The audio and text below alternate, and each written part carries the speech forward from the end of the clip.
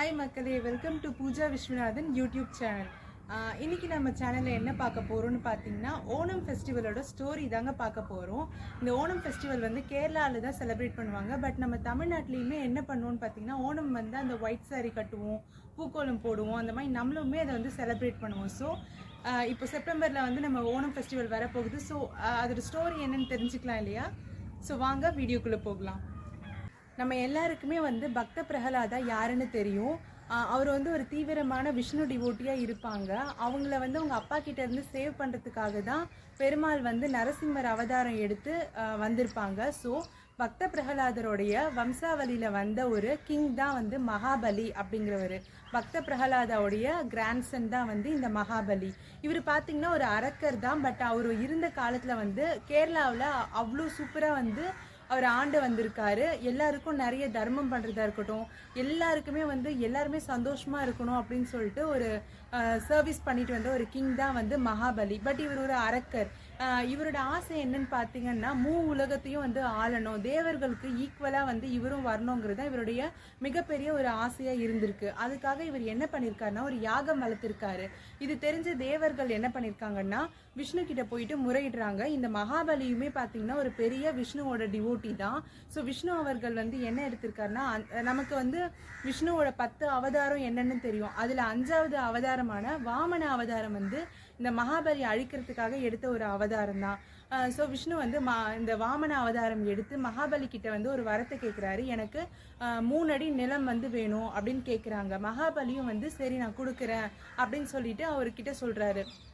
So வாமனர் என்ன பண்ணுறாருன்னு பார்த்தீங்கன்னா, ஒரு அடியில் வந்து இந்த பூலோகத்தையும் இன்னொரு அடியில் வந்து விண்ணுலகையும் வந்து அளந்துடுறாரு.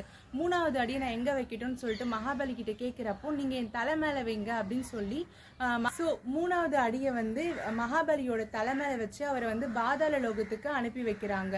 என்னதான் அவர் வந்து ஒரு அரக்கராக இருந்தாலும் அவர் இருந்த அந்த காலத்தில் வந்து அந்த கேரளாவை ரொம்பவே சூப்பராக ஆண்டு வந்திருக்காரு.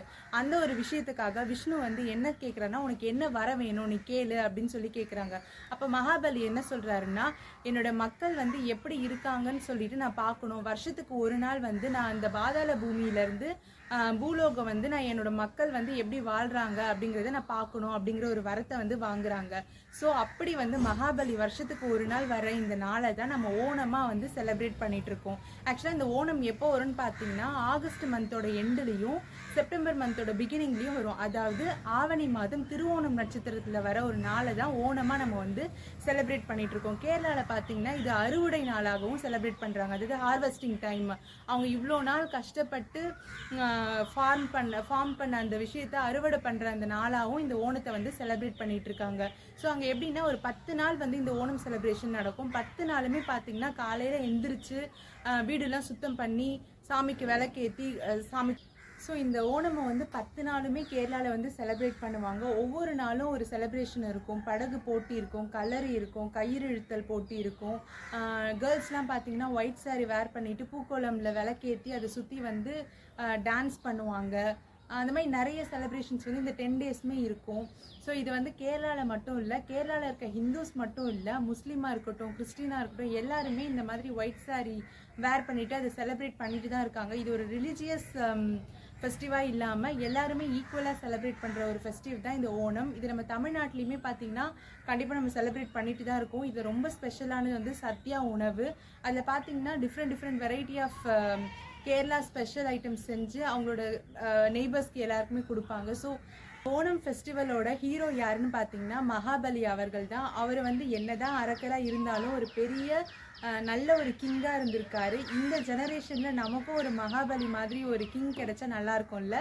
So I am happy that நம்ம ஓணமோட ஸ்டோரி உங்களுக்கு நான் சொன்னதுக்கு எனக்கு ரொம்ப சந்தோஷமாக இருக்குது. இதே மாதிரி நிறைய இன்ஃபர்மேஷனான வீடியோஸ் வேணும் அப்படின்னா பூஜா விஸ்வநாதனோட யூடியூப் சேனலை சப்ஸ்கிரைப் பண்ணுங்கள். Happy Onam in advance every one. Thank you.